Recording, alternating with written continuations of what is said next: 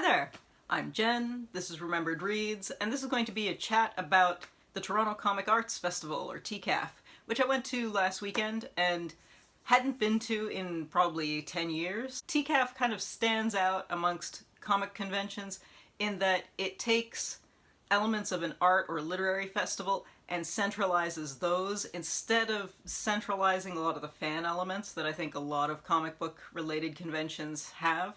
It's kind of a unique space in terms of that kind of event, which I really enjoy. I hadn't been to one of these in about 10 years, and I think 10 years ago was the first time they used the Toronto Reference Library as the main show floor, and since then they've just expanded multifold. There were artist booths taking up 3 floors at the Reference Library. There were also a series of panels at the Toronto Marriott Hotel, which is just around the corner from there. There were events at, I believe, the Japanese Cultural Center, at Alliance Française, at a number of other locations as well, so it's really a huge event now.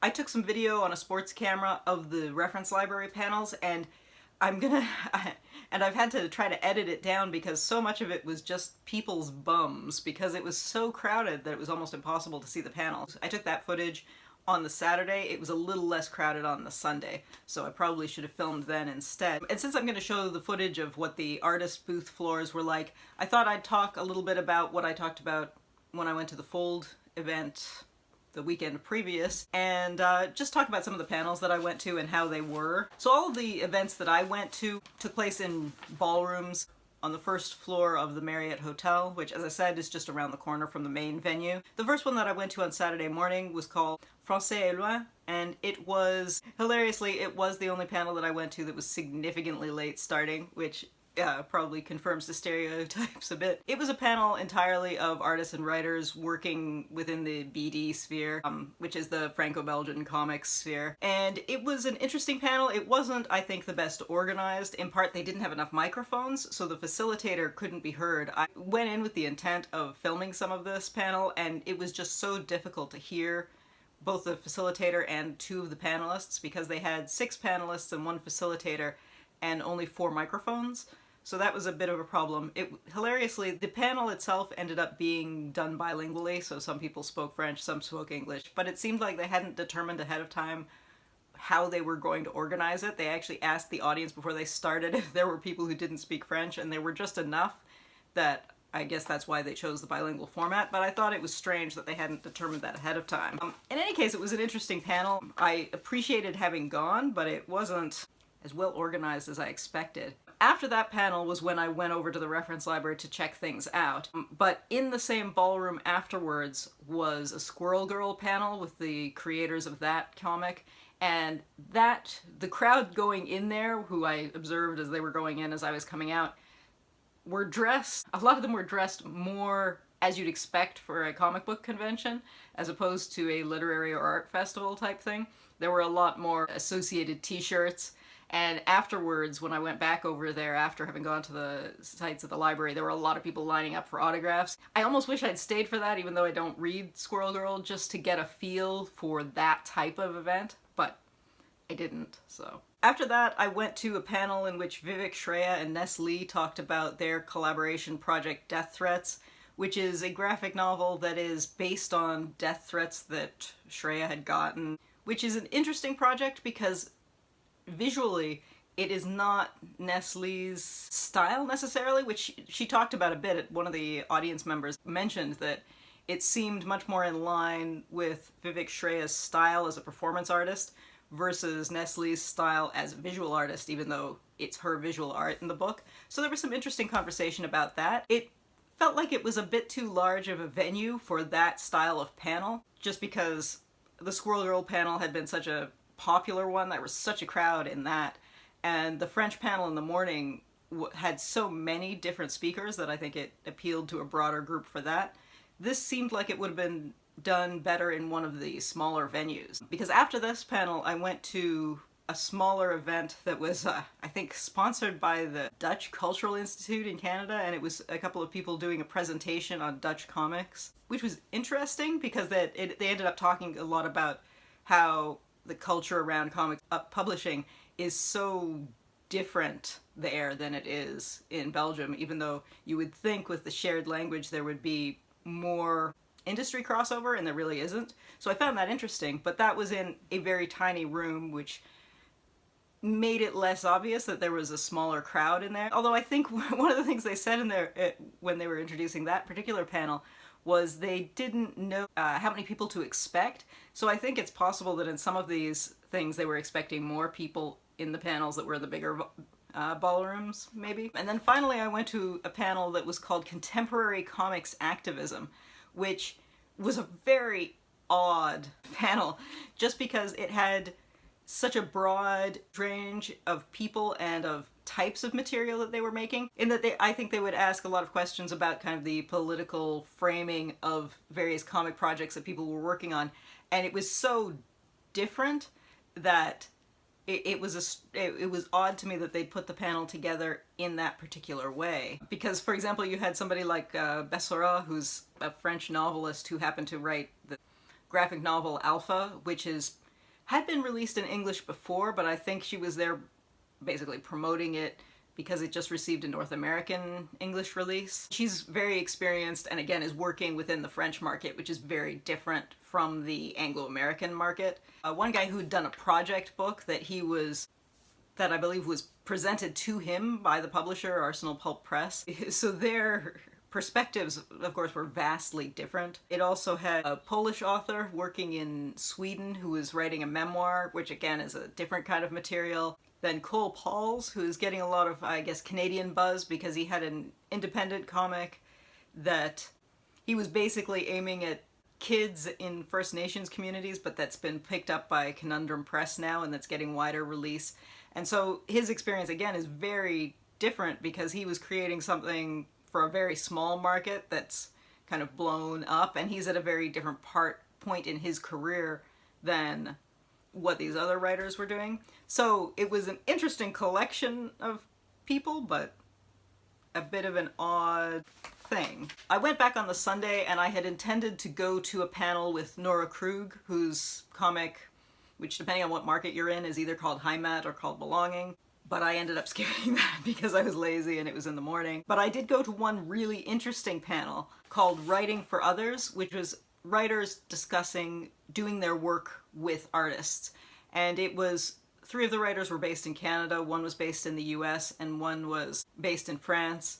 And I mostly went because Richard Marazono was in that, who, although hilariously on the French panel he introduced himself as Richard, and on this panel he introduced himself as Richard, which was funny. Anyway, and that was wild because the publishing industry is so different in North America that all of the Canadian and the one American writer were talking a lot about pressure from publishers and how they end up as the project managers with the artists, whereas he was basically talking about having the freedom to push back at publishers, and it was very interesting to see them discuss that difference. So that was very worthwhile. That was a case where even though these people are working on very different projects with very different types of publishers, it was worthwhile hearing them almost be shocked at each other's revelations and then have conversations between each other on the panel. So I guess having kind of strangely combined panels like that can work sometimes. And I don't know if it was because the second day they'd worked out the mic issues, but I would say that that was the only panel where I thought there was no problem hearing people speak. As in almost all of the other ones, the audio was just terrible. If you watched my review of Fold, you'll notice the audio wasn't great in that. That was challenging when I was trying to fix the captions for those, because yeah, the audio just was not good. But nothing was salvageable from this one. I mean, my main takeaway from that was just that I was so blown away by how huge the event is now compared to how it was a few years ago. This is the Sunday programming list. And I mean, you can see how many events were happening at every time, and then that was the same for both Saturday and Sunday, and then there were a number of other events that had been happening in the lead up. Just a amazing growth of that. And I guess the thing that I should mention that's different between this and a lot of both literary festivals and comic book conventions is that this was completely free to go to. There's no entry fee, you get to go into these things. I did pick up some stuff. So the one book that I bought was Wage Slaves by Daria Bodanska, who was on one of the panels that I mentioned. She was the one who wrote the memoir piece. And I happened to be walking past the Conundrum Press booth, and she was doing a signing and there wasn't anyone in line, and I thought, well, I just saw her talk, I might as well buy her book, which she did sign. Which she did sign for me, so that's cute. It's funny how you look at the art in here and you think, that's gotta be an autobiographical comic. And I believe this details her experience as, I think as I said, she's Polish. She went to Sweden to go to art school and ended up working under the table and realizing that these restaurant workers who were all non-Swedish citizens were all being basically economically exploited. I believe this details the union organizing they did as a result of that. That should be interesting. That was the only thing I bought. I did pick up some of the free books that Europe Comics had at their booth. These are not full books, but they are excerpts from longer ones. This is one of Marzano's books. Here, I was just talking about him.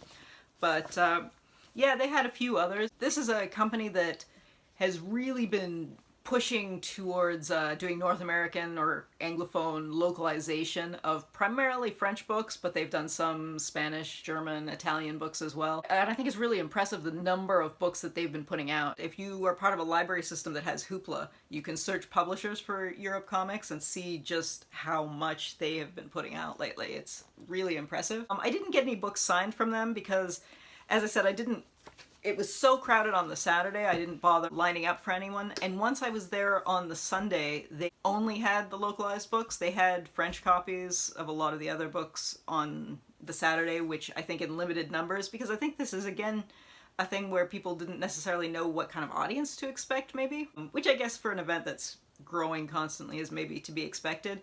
And I feel like it's better to buy the original if you can, so I didn't pick anything up there. I feel like I'm just going to keep repeating that how amazed I was by how much this event has grown since the last time I went. But yeah, it was just extraordinary. And I think if you are in the Toronto area or able to get to the Toronto area when this is happening, it's completely worth going if you are interested in, I think, comics as an art form, as a literary form, or as fan properties, because there really were events for all three of those. And I should say, I think I talked primarily about independent comics and French market comics, but as I said about the Squirrel Girl panel, there were mainstream Anglo-American comic authors and artists there. There were also a number of manga panels and artists and whatnot there. I can't say much about that because I didn't attend any of them, but if that's the corner of comics that you are a fan of, there's definitely stuff for you happening at this convention. So if you have the opportunity, it's definitely worth going to.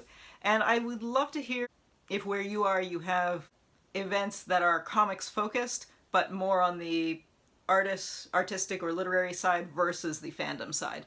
Because I've always thought that that's the reason I stopped going to things like Fan Expo is because in part they have become much less comics focused and much more genre fandom focused, which I think is less interesting, although I know that's much more popular. So I'd love to hear what kind of events you have in your area and if they're differentiated like that. And of course, if you were actually at TCAF, I'd love to hear what panels you went to and what you thought of it. Anyway, that's it for now. Ciao.